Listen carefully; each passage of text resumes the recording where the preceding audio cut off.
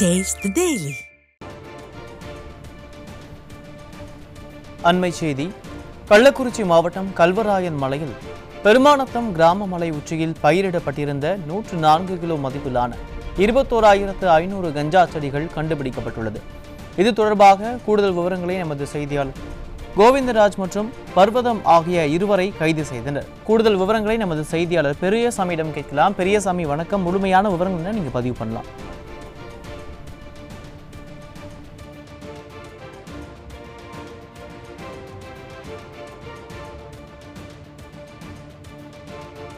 கள்ளக்குறிச்சி மாவட்டம் கல்வராயன் மலையில் பெருமாநத்தம் கிராம மலை உச்சியில் பயிரிடப்பட்டிருந்த 104 கிலோ மதிப்பிலான 21,500 கஞ்சா செடிகள் கண்டுபிடிக்கப்பட்டுள்ளது.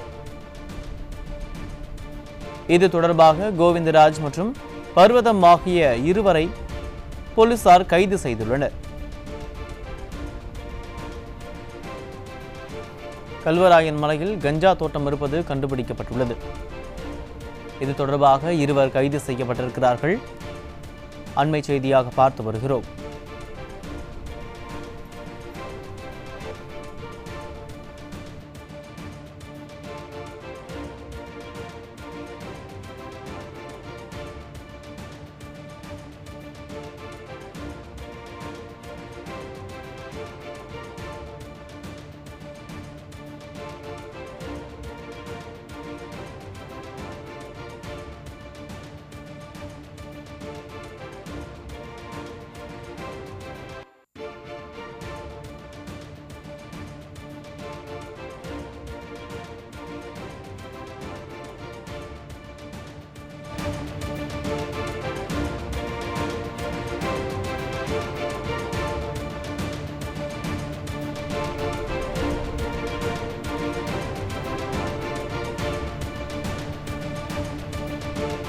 கூடுதல் விவரங்களை நமது தலைமைச் செய்தியாளர் ஜெயக்குமார் வழங்க கேட்கலாம்.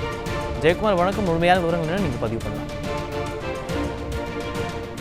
கல்வராயன் மலைப்பகுதியில் சுமார் 21,500 கஞ்சா செடிகள் பறிமுதல் செய்யப்பட்டிருக்கிறது. இதனுடைய எடை அளவு 104 கிலோ கஞ்சா என தெரிய வந்திருக்கிறது.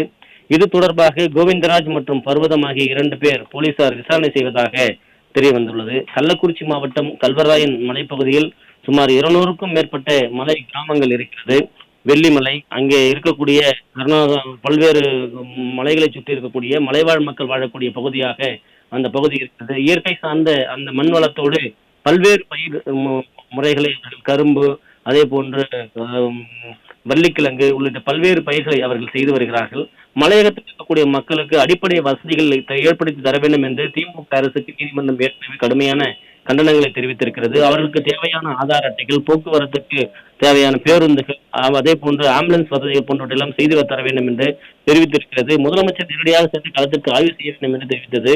ஆனால் இவற்றையெல்லாம் திமுக அரசு காற்றில் பறக்க விட்டிருக்கிறது. இன்றைக்கு 21,500 கஞ்சா செடிகள் பறிமுதல் செய்யப்பட்டிருப்பதாகவும் அதனுடைய எடையளவு 104 கிலோ கஞ்சா எண்ணம் தெரிவிக்கப்பட்டிருக்கிறது. 21,500 கஞ்சா செடிகளை பயிரிடும் வரை காவல்துறையினர் என்ன செய்து கொண்டிருந்தார்கள்?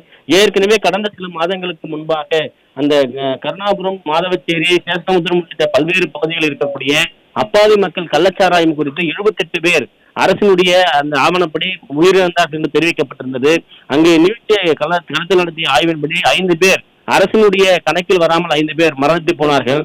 அந்த கள்ளச்சாராய மரணத்திற்கு திமுகவை சேர்ந்த கண்ணுக்குட்டி இப்படி பல பேர் மீது குற்றம் சாட்டப்பட்டிருக்கிறது. அப்படி இருக்கிற போது இன்றைக்கு 21,500 கஞ்சா செடிகள் அதுக்கு எப்படி விதைக்கப்பட்டது, எப்படி பயிரிடப்பட்டது, எப்படி இது வளர்ந்திருக்கிறது, அங்கே முகாமிட்டிருக்கக்கூடிய காவல்துறையினர், மாவட்ட காவல்துறை நிர்வாகம் என்ன செய்து கொண்டிருக்கிறது, கலால் பிரிவு என்ன செய்து கொண்டிருக்கிறது என்ற மிகப்பெரிய ஒரு கேள்வி முன்வைக்கப்பட்டிருக்கிறது.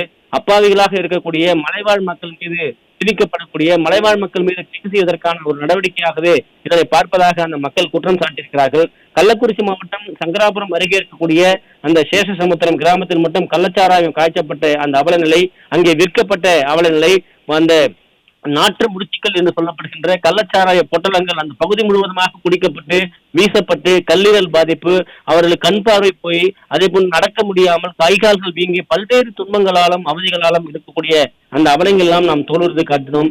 28 பேருடைய அந்த மரணத்திற்கு பிறகும் இப்படி தொடர்ந்து அங்கே போதைப் பொருளாக கேந்திரமாக திகழ்கின்றால் ஆளுகிற திமுக அரசு, முதலமைச்சருடைய கையில் இருக்கக்கூடிய காவல்துறை என்ன செய்து கொண்டிருக்கிறது என்கிற மிகப்பெரிய ஒரு கேள்வி இருந்திருக்கிறது.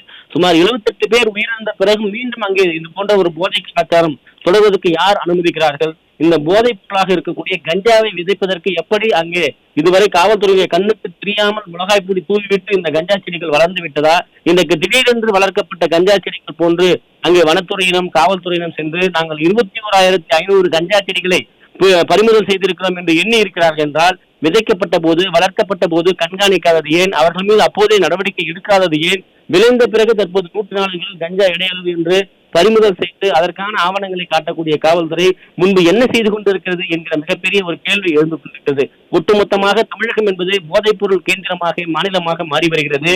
ஒரு பக்கம் கஞ்சா, ஒரு பக்கம் கஞ்சா எண்ணெய், ஒரு பக்கம் கஞ்சா சாக்லேட், மற்றொரு பக்கம் கஞ்சா கேக், இதனை தவிர்த்து கஞ்சா ஆயில், இது இல்லாமல் மெத்தப்பட்டமைன், பிரவுன் சுகர், இன்னும் அரிய வகை கண்ணுக்கு தெரியாத பெயர் அறியப்படாத போதைப் பொருட்கள் எல்லாம் இங்கே நடமாடி கொண்டிருக்கிறது.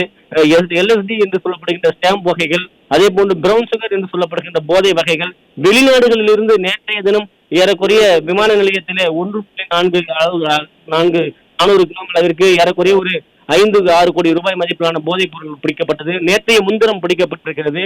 தொடர்ந்து இப்படி தமிழகம் முழுவதும் போதைப் பொருளுடைய கேந்திரமாக மாறி வருகிறது. அதாவது இந்த புத்தாண்டு கொண்டாட்டங்களை போதை ஒரு கலாச்சாரத்தோடு கொண்டாடுவதற்காக திட்டமிட்டே தமிழகம் இது போன்ற போதைப் பொருளை கொண்டு வந்து விற்பனை செய்யக்கூடிய மாநிலமாக மாறி வருவதாக இங்கு இருக்கக்கூடிய மக்கள் தரப்பில் மிகப்பெரிய ஒரு குற்றச்சாட்டு முன்வைக்கப்படுகிறது. நட்சத்திர விடுதிகளில் கேளிக்கை நடனங்களுக்காக, இது போன்ற விருதுகளுக்காக இப்படிப்பட்ட போதைப் பொருட்கள் எல்லாம் இங்கே தொடர்ந்து இங்க ஒரு கேந்திரமாக கொண்டு வந்து விற்பனை செய்வதும் அதன் மூலமாக பல ஆயிரக்கணக்கான கோடிகளை ஈட்டுவதுமாக குற்றச்சாட்டு முன்வைக்கப்பட்டிருக்கிறது. தற்போது கள்ளக்குறிச்சியில மேலும் ஒரு மிகப்பெரிய ஒரு ஆபத்தை ஏற்படுத்தக்கூடிய இந்த 21,500 கஞ்சா செடிகளை பயிரிட்டு 104 கிலோ பறிமுதல் செய்யப்பட்டிருக்கிறால் இப்படி என்ன நடந்து கொண்டிருக்கிறது என்கிற மிகப்பெரிய கேள்வி இருந்து கொண்டிருக்கிறது. சங்கராபுரம் என்பது திமுக சட்டமன்ற உறுப்பினராக இருக்கக்கூடிய அவருடைய அந்த கட்டுப்பாட்டில் இருக்கக்கூடிய ஒரு பகுதியாக இருக்கிறது. அந்த பகுதியில் எப்படி இது போன்ற கஞ்சா செடிகள் எல்லாம் பயிரிடப்படுகிறது? இதன் பின்புலத்தில் யார் இருக்கிறார்கள்? கள்ளச்சாராயம் ஒருபுறம் மரணித்து சில மாதங்கள் கூட ஆவாத இந்த துயரத்தில் அந்த பகுதி முழுவதுமாக கணவனை இழந்த, தாயை இழந்த, அண்ணன் தம்பியை இழந்த நிர்கதியாய் நிற்கக்கூடிய மக்களுக்கு மீண்டும் இப்படி ஒரு சோகத்தை ஏற்படுத்தி இருக்கிறது இந்த அரசு என்றால் வெந்த புண்ணில் வேலை பாய்ச்சுவது போல இருப்பதாகவே அந்த மக்கள் துயருற்று நிற்கிறார்கள். விரிவான விவரங்களுக்கு நன்றி ஜெயக்குமார்.